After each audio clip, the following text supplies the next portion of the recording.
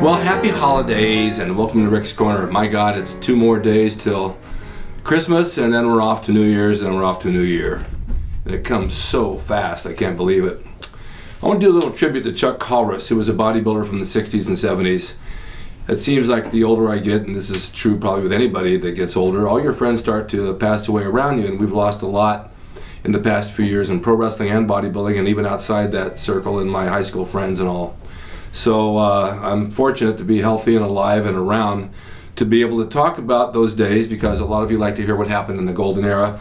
There's a lot of stories, and thank God I got my memory still. I don't forget a thing. Chuck was a really good guy. He worked in the studios. I think he was an electrician. He wasn't very tall. He always had something nice to say. He was a fun guy to hang around. He was ripped. I mean, he could be in shape in a matter of 10 days, in contest shape, at any given notice.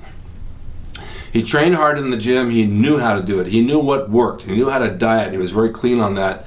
And it was the same old school thing like we all went through with the high protein and low carbs. We talked about it a lot. I used to go down to the beach and lay down in the sun with him in the sand. They had like the weightlifting pit, which is there now, but next to that they had a cement block. And on the other side of the cement block was about maybe 12 feet of sand, and then some bleachers, and then you walk down to the grass area, then walk down to the beach. Well, he was always laying there sprawled out on a blanket with his arms out, like an X shape, just like soaking up that sun and getting really tan. That was the healthy tan. That's before they used all the spray stuff in contests and the Dioderm and all that. But he always looked good. He always had abs, and he knew how to do it, like I said. He would take his shirt off at a moment's notice and start posing. It didn't bother him in the least. There's a picture of him at Zabel's wedding where he got up and he posed at the wedding. Now, how many people really do that? He did. And I think he got some movie work, not a lot because he worked behind the scenes, but he was just one of the guys that hung out with us. A lot of you may not know him, and then a lot of you might, but here's some photos of him with the crew, and he was in the gym every day, training hard and splitting his body parts like all of us did. But I used to sit and talk to him about diet and how to train, and I was always, to me, it's always a lesson. To this day, I'm still learning. I still don't know everything, and I probably never will know everything, but I knew at the time what worked, and then I learned from him what really worked.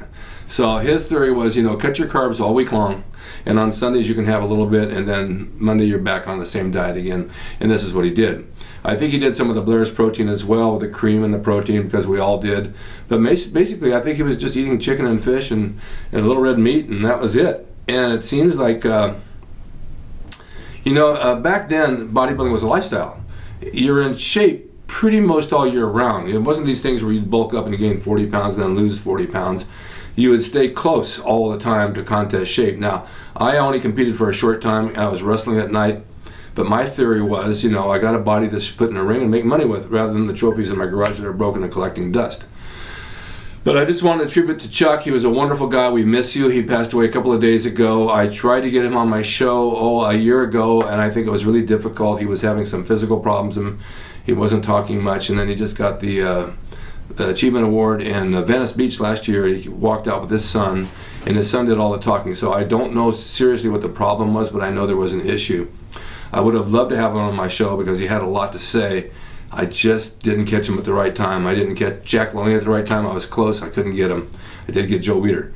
So there's a few guys that I'm still trying to latch on to from the old school. Some of them are here, some of them are not here, but I'm trying to do the best I can to get them on here to talk to you guys about what it was like back in their day. I want to hear their point of view. I have mine, which is pretty much like theirs, but it's always good to hear it from a second party or a third party because they have a different perspective than I do. And when you walk in somebody's shoes, you become them, and I haven't walked in their shoes, so I don't know what they're thinking. It's the same thing with my high school friends. I don't know what they think about me, but I see me different than they see me, and we all do this to each other. We always see somebody different than they see themselves. But the golden era was great, and it's coming back more and more and more. There's a lot of questions about it. There's a lot of things coming back about old school stuff, and I'm going to try to be at the top of the heap to try to give you all the information that I can so that you guys can carry it through. It's a moment in history, and it's going to go on forever. Bodybuilding was great then. It's great now, but back then is really what it's all about. Remember, speaking of history, I have the Gold's Gym logo, which I sign and do individually for each person. It's bodybuilding history. If you want to order one, it's on my website, rickdrasin.com. Send it to a friend, use it as a gift, put it on your wall. A lot of gyms put them up now. Gold's has them up for me. And that's about it. Have a Merry Christmas. We love you, Chuck. We're sorry you're not with us. It's unfortunate that this happened at this time or any time. But we will always think of you. You'll always be in our hearts and our mind. And thank you so much for watching Rick's Corner. You guys have a wonderful Christmas, and I'll see you next time.